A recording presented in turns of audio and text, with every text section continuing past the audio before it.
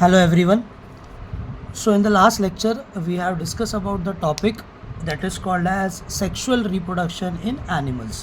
Animals के अंदर किस तरीके से सेक्सुअल रिप्रोडक्शन होता है, क्या क्या इवेंट्स उसके अंदर इन्वॉल्व होते हैं, वो सब टॉपिक हम लोगों ने लास्ट लेक्चर में सीखा था.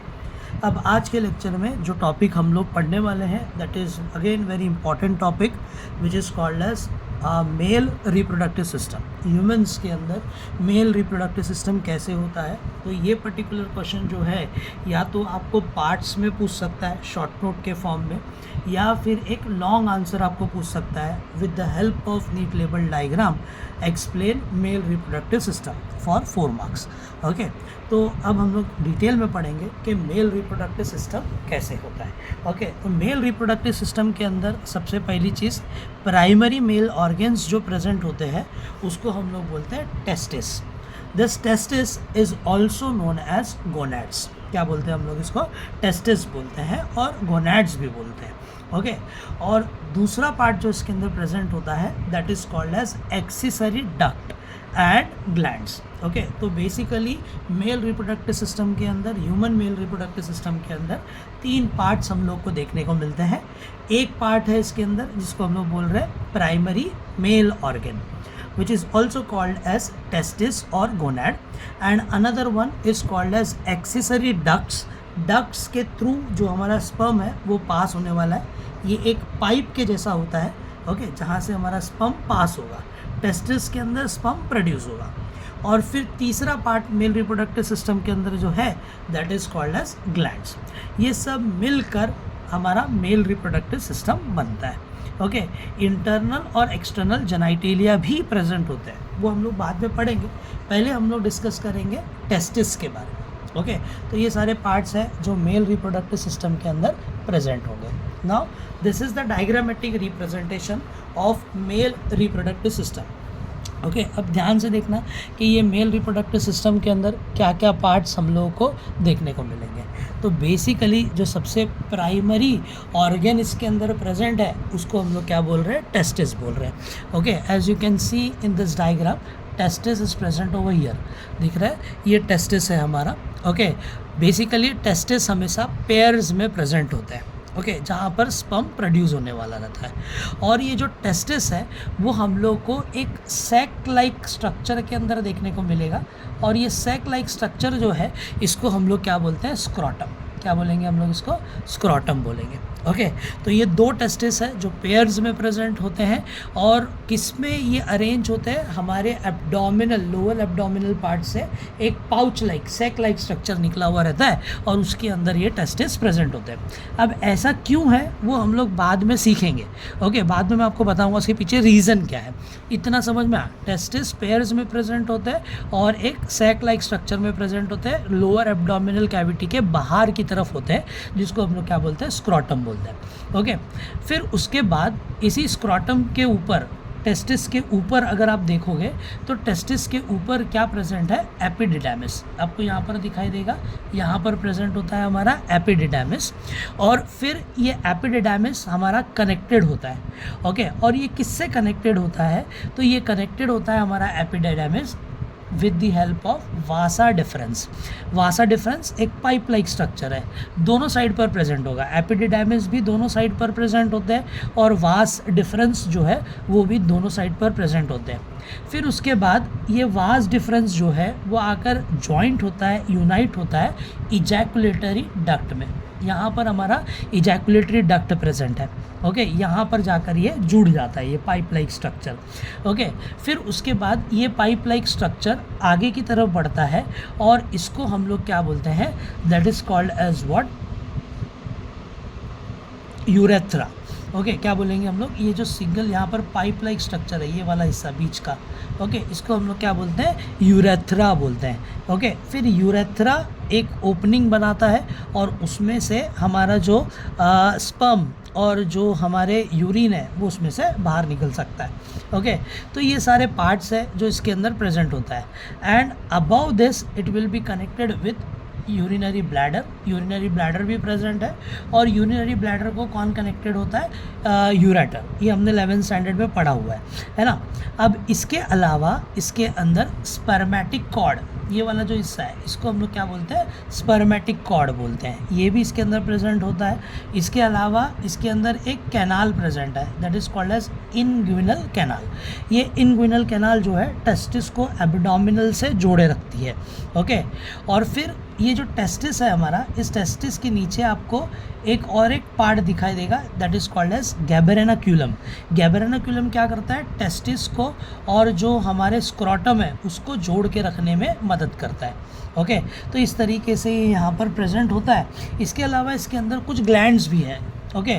One is called as prostate gland, एक ग्लैंड है जिसको हम लोग बोलते हैं प्रोस्टेट ग्लैंड, दूसरा है समाइनल वेसिकल, ओके, और तीसरा है काउपर्स ग्लैंड, ओके। तो ये 3 ग्लैंड्स हैं जो हमारे ह्यूमन रिप्रोडक्टिव सिस्टम के अंदर प्रेजेंट होंगे। तो कौन से पार्ट्स होते हैं, main primary sex organ testis जो हमेशा पेयर में प्रेजेंट होगा, उसके जस्ट ऊपर एपिडिडामिस, एपिडिडामिस से ही कनेक्टेड है वासा डिफरेंस, वासा डिफरेंस यूनाइट होता है और एक पाइप लाइक स्ट्रक्चर बनाता है जिसको हम लोग बोलते हैं इजैकुलेटरी डक्ट, यहाँ से स्पर्म इजैकुलेट होगा और फिर वो कनेक्टेड होता है एक सिंगल पाइप से जिसको हम लोग बोलते हैं यूरेथ्रा, यूरेथ्रा के थ्रू ही ये सारी चीज़ें बाहर निकलती है, ओके। इसके अलावा इसके अंदर इनलिंगुअल कैनाल भी प्रेजेंट है, गैबरेनाक्यूलम भी प्रेजेंट है और स्पर्मेटिक कॉर्ड प्रेजेंट है, ओके। और दूसरी चीज़, इसके ऊपर जो मसल प्रेजेंट होते हैं, ये जो थिक पार्ट आपको दिखाई दे रहा है, ये थिक पार्ट को हम लोग क्या बोलते हैं, पीनस बोलते हैं, ओके। पीनस के ऊपर क्या प्रेजेंट होता है, ग्लैंड्स प्रेजेंट होते हैं, ओके। वो क्या है वो डिटेल में हम लोग पढ़ेंगे, अभी के लिए सिर्फ ये डायग्राम समझ के लो। और 3 gland basically human reproductive system के अंदर प्रेजेंट है, सबके अलग अलग फंक्शन है, एक है प्रोस्टेट ग्लैंड, एक है काउपर्स ग्लैंड और एक है हमारा seminal vesicles, okay. I hope आप लोगों को ये डायग्रामेटिक रिप्रेजेंटेशन समझ में आया होगा। लोअर स्टैंडर्ड में भी ये डायग्राम हमने पढ़ा है, but in this particular topic we have to study it in detail, okay. यहाँ तक ये हमारा डायग्रामेटिक रिप्रेजेंटेशन था। अब वन बाय वन हम लोग देखते हैं कि टेस्टिस के डिटेल्स में क्या क्या आता है, okay. So basically testis are present in pairs, हमेशा कैसे प्रेजेंट होते हैं, पेयर में प्रेजेंट होते हैं, 2 टेस्टिस होते हैं, ओके। इसका ओरिजिन मीजोडर्मल है, ये क्वेश्चन जो है आपको एनसीईआरटी में पूछ सकता है, ओके। टेस्टिस का जो ओरिजिन है वो कहाँ से होता है, मीजोडर्मल। मीजोडर्म मतलब क्या, जब हम लोग एम्ब्रियोनिक स्टेज में होते हैं तो 3 लेयर्स हमारे बॉडी के अंदर फॉर्म होते हैं, एक्टोडर्म, मीजोडर्म और एंडोडर्म। जो मिडल लेयर होती है सेल्स की उसको हम लोग बोलते हैं मीजोडर्म। तो मीजोडर्मल ओरिजिन से ये टेस्टिस जो है फॉर्म होते हैं, कहाँ पर, लोअर एब्डोमिनल कैविटी के अंदर, ओके। और ये कहाँ पर लोकेटेड है, in the pouch like structure called as scrotum, okay. क्या बोलते हैं हम लोग उसको, स्क्रोटम, जैसे डायग्राम में भी मैंने आप लोगों को बताया, वहाँ पर ये प्रेजेंट होते हैं। जब कभी भी ये फॉर्मेशन होगा फीटल लाइफ में, जब हम लोग वुम्ब में होंगे, फीटल स्टेज में होंगे, फीटस स्टेज में होंगे, तो टेस्टिस जो है वो डेवलप होते हैं एब्डोमिनल कैविटी के अंदर। फिर जैसे जैसे हम लोग की ग्रोथ होती है, जब हम लोग फुल्ली डेवलप हो जाते हैं, तो ये टेस्टिस जो है हमारी बॉडी में से बाहर आते हैं। कहाँ पर बाहर आते हैं, स्क्रॉटल सैक के अंदर। और ये किससे जुड़े हुए रहते हैं, इनलिंगुअल कैनाल से जुड़े हुए रहते हैं। जैसे हम लोगों ने डायग्राम में देखा, इनलिंगुअल कैनाल क्या है, कहाँ पर प्रेजेंट है, ओके।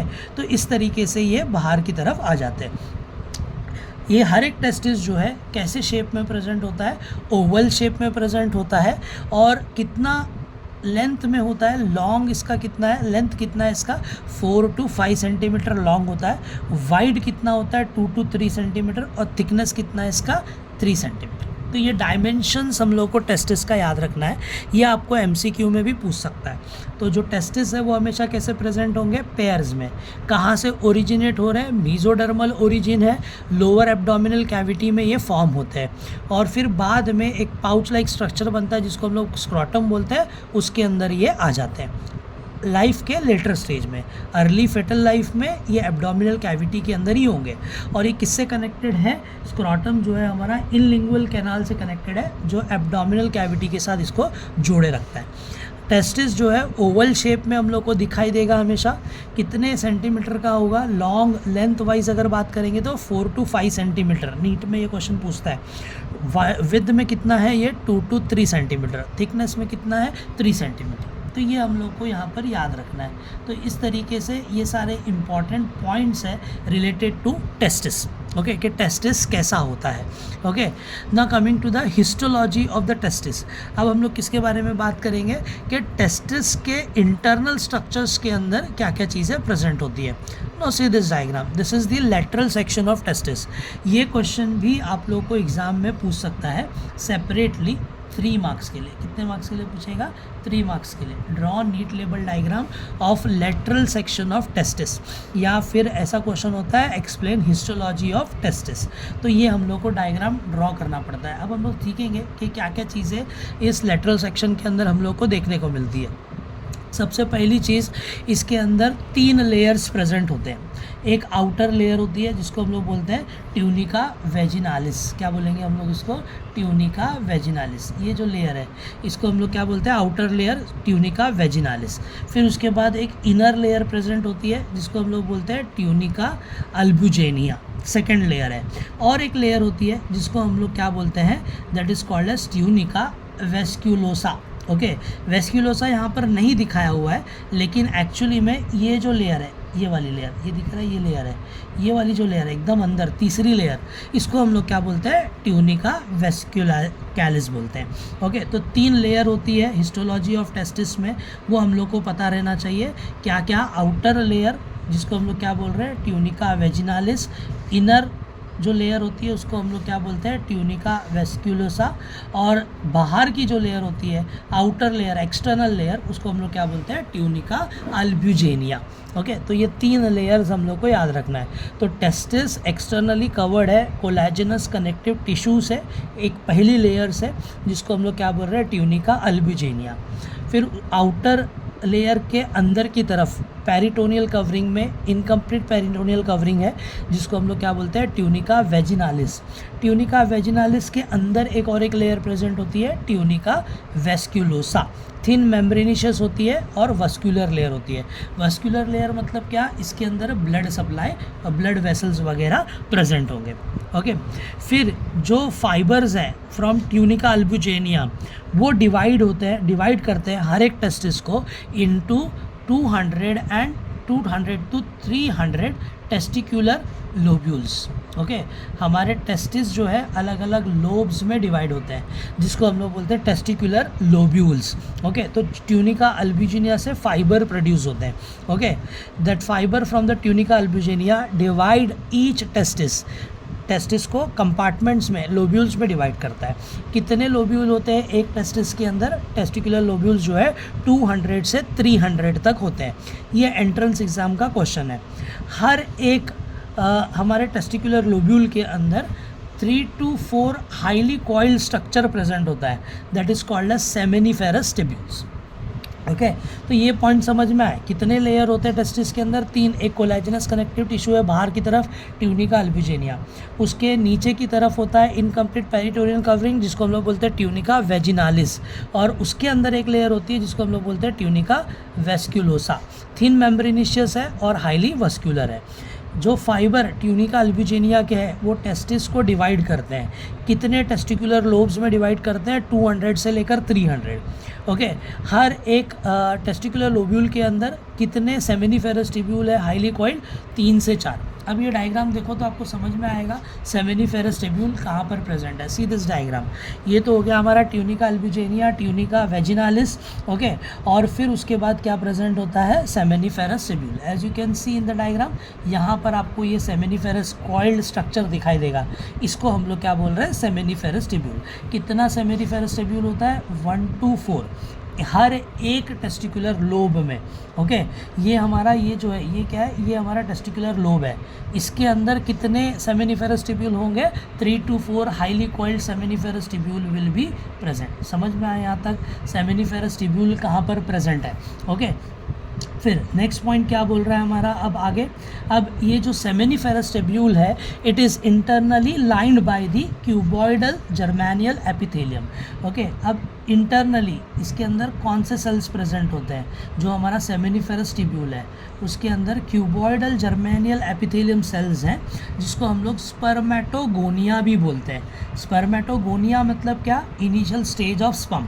ओके, तो इस तरीके से ये सेल्स सेमिनिफेरस टिब्यूल के अंदर प्रेजेंट होते हैं। तो हर एक सेमिनिफेरस टिब्यूल के अंदर internally cuboidal germinal epithelium cell present होंगे, जिसको हम क्या बोलेंगे, स्पर्मेटोगोनिया। वेरी इंपॉर्टेंट पॉइंट, ये भी एंट्रेंस एग्जाम में क्वेश्चन पूछता है।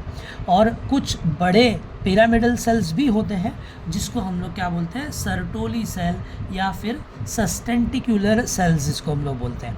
ओके, तो सेमिनिफेरस टिब्यूल में इंटरनली क्या प्रेजेंट होगा, क्यूबॉइडल जर्मेनियल एपिथेलियल सेल जिसको हम लोग स्पर्मेटोगोनिया बोल रहे हैं। और फिर पिरामिडल शेप में भी सेल्स प्रेजेंट होते हैं, बड़े सेल्स होते हैं, जिसको हम लोग सर्टोली या फिर सस्टेंटिकुलर सेल्स जिसको हम लोग बोलेंगे। ओके, अब जो हमारा ये जो स्पर्मेटोगोनिया है, जर्मेनियल एपिथेलियम सेल्स है, they will undergo gametogenesis. Gametogenesis का मतलब क्या था, फॉर्मेशन ऑफ गैमेट्स, और वो आगे जाकर क्या बनाते हैं, स्पर्मेटोजोआ, मतलब स्पर्म बनाने का काम करेंगे। ओके, गेटिंग इट, समझ में आया क्या क्या पार्ट्स इसके अंदर हम लोगों को देखने को मिलते हैं। अब ये डायग्राम देखो तो आपको क्लियरली समझ में आएगा। तो ये हमारा क्या है, ट्यूनिका अल्ब्यूजेनिया है। ये क्या है, हमारा सेमिनिफेरस टिब्यूल है। ये ट्रांसफर सेक्शन है टेस्टिस का। ओके, फिर उसके अंदर क्या प्रेजेंट होंगे, इसके अंदर कुछ सेल्स प्रेजेंट होंगे। कौन से सेल्स प्रेजेंट होंगे, तो पहला होता है इसके अंदर जर्मेनियल एपिथेलियम, जिसको हम लोग क्यूबॉइडल जर्मेनियल एपिथेलियम या फिर हम लोग इसको स्पर्मेटोगोनिया बोल रहे हैं। तो ये स्पर्मेटोगोनिया जो है आगे जाके किस में कन्वर्ट हो जाते हैं, ये आगे जाके कन्वर्ट हो जाते हैं स्पर्मेटोजोआ में। और फिर यू कैन सी यहाँ पर क्या प्रेजेंट है, सर्टोली सेल, जो बड़े हैं और कैसे दिखाई दे रहे हैं, पिरामिडल शेप में आपको यहाँ पर दिखाई देंगे, जिसको अटैच होकर यहाँ पर कौन प्रेजेंट है, स्पर्म बंडल्स प्रेजेंट है। ओके, समझ में। तो ये एक सेल है, और फिर एक ग्रुप ऑफ सेल यहाँ पर प्रेजेंट होता है। ओके, इसके बाहर की तरफ, that is the seminiferous tubule के बाहर की तरफ यहाँ पर एक ग्रुप ऑफ सेल आपको दिखाई देगा, जिसको हम लोग बोलते हैं इंटरस्टिशियल सेल्स या फिर लाइडिक सेल, इसको हम लोग बोलेंगे। समझ में। तो ये भी डायग्राम एग्जाम में 3 मार्क्स के लिए पूछता है, draw NEET label diagram of transfer section of testis. तो ये डायग्राम हम लोग को ड्रॉ करने के लिए आना चाहिए, और ये सब लेबलिंग बहुत इंपॉर्टेंट है। ओके, समझ में आया यहाँ तक क्या क्या चीज़ें इसके अंदर हम लोग को देखने को मिलती है। तो ये सब सेल्स हैं जो हमारे ट्रांसफर सेक्शन ऑफ टेस्टिस में माइक्रोस्कोप में हम लोग जब देखेंगे तो हम लोग को ये सारी चीज़ें इसके अंदर दिखाई देगी। तो हर एक सेमिनिफेरस टिब्यूल इंटरनली किससे लाइंड है, बना हुआ है, क्यूबॉइडल जर्मेनियल एपिथेलियम सेल्स, जिसको हम लोग स्पर्मेटोगोनिया भी बोलते हैं, जो आगे जाकर गैमेटोजेनेसिस करेगा और स्पर्म बनाएगा। ओके, ट्रायंगुलर शेप में, पिरामिडल शेप में भी सेल्स होते हैं, जिसको हम लोग सर्टोली सेल और क्या बोलते हैं, इसको हम लोग सस्टेंटिकुलर sales.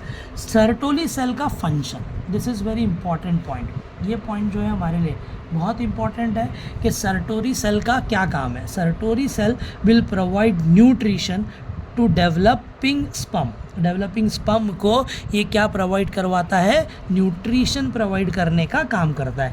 Okay, various stages of spermatogenesis can be seen in the seminiferous tubule. बहुत सारे स्टेजेस हम लोग को देखने को मिलते हैं कि कैसे स्पर्म का प्रोडक्शन होता है, और ये पूरा कहाँ पर होगा, सेमिनिफेरस टिब्यूल के अंदर होगा। जैसे कि अंदर की तरफ जो सेल्स प्रेजेंट होंगे उसको हम लोग बोलेंगे स्पर्मेटोगोनियल सेल, जो कि डिप्लॉयड इन नेचर होते हैं। फिर वो कन्वर्ट हो जाता है और बनता है स्पर्मेटोसाइट्स, वो भी डिप्लॉयड होता है। फिर स्पर्मेटोसाइट, प्राइमरी स्पर्मेटोसाइट कन्वर्ट होगा सेकेंडरी स्पर्मेटोसाइट्स में, जो कि हैप्लॉयड इन नेचर होगा। फिर सेकेंडरी स्पर्मेटोसाइट जो है स्पर्मेटिड्स में कन्वर्ट होता है, और स्पर्मेटिड्स जाकर आगे बनता है स्पर्म। इस तरीके से ये अलग अलग स्टेजेस है, आगे हम लोग अलग से पढ़ने वाले हैं कि ये सेल सारे कैसे बनते हैं। फिर इंटरस्टिशियल सेल और लाइडिक सेल जो है वो कहाँ पर प्रेजेंट होता है, सेमिनिफेरस टिब्यूल्स के बीच में प्रेजेंट होता है। इसका काम क्या होता है, it will produce male hormone called as androgen और टेस्टोस्टेरोन। क्या प्रोड्यूस करता है, ये मेल हार्मोन प्रोड्यूस करता है। Again very important question, what is the function of interstitial cell और लाइडिक सेल। तो लाइडिक सेल का क्या काम होता है, मेल हार्मोन प्रोड्यूस करना, जिसको हम लोग एंड्रोजन या फिर टेस्टोस्टेरोन बोलते हैं, ओके, जो आगे जाकर ऑर्गेनिज्म के अंदर, मेल ऑर्गेनिज्म में सेकेंडरी सेक्सुअल कैरेक्टरिस्टिक्स डेवलप करता है, जैसे कि broad chest, moustache, beard, chest पे हेयर आना, ये सारी चीज़ें जो है सेकेंडरी सेक्सुअल कैरेक्टरिस्टिक्स के हैं, और वो किसकी वजह से आती है? Because of testosterone. तो इसमें ये सारे पॉइंट्स जो है हिस्टोलॉजी ऑफ टेस्टिस के अंदर बहुत इंपॉर्टेंट है, ओके। सर्टोली सेल का फंक्शन क्या है और हमारे लाइडिक सेल का फंक्शन क्या है। आई होप आपको ये ट्रांसफर सेक्शन यहाँ तक समझ में आया होगा, that is called as histology of the testis, understood. तो ये सारी चीज़ें हम लोग को यहाँ पर याद रखना है, that is mail reproductive system में प्राइमरी मेल ऑर्गन जो हम लोगों ने आज डिस्कस किया वो क्या था? टेस्टिस था, ओके। नेक्स्ट लेक्चर में हम लोग इसके एक्सेसरी ग्लैंड, एक्सेसरी डक्ट और ग्लैंड्स के बारे में भी पढ़ने वाले हैं, एंड इवन जेनाइटेलिया, ओके। तो ये हमारा डायग्राम बहुत इंपॉर्टेंट है, टेस्टिस के बारे में याद रखने का है पॉइंट्स हम लोगों को, इसका लेटरल सेक्शन भी वेरी इंपॉर्टेंट, ओके। और फिर उसके बाद हिस्टोलॉजी में ट्रांसफर सेक्शन ऑफ टेस्टिस, उसका डायग्राम और एक्सप्लेनेशन, क्या क्या लेयर्स उसके अंदर प्रेजेंट होती है, कौन से सेल्स होते हैं और हर एक सेल का क्या रोल है, इंपॉर्टेंट रोल है स्पर्म बनाने के लिए। तो that is the topic which is called as histology of testis. अब आएगा हमारा accessory duct, that we will discuss in the next video. अगले वीडियो में हम लोग एक्सेसरी डक्ट के बारे में सीखने वाले हैं। आई होप आप लोगों को ये टॉपिक यहाँ तक समझ में आया होगा। Now we will stop over here. Next part में, नेक्स्ट वीडियो में हम लोग एक्सेसरी डक्ट्स के बारे में और डिटेल में जानेंगे और ग्लैंड्स के बारे में। Thank you.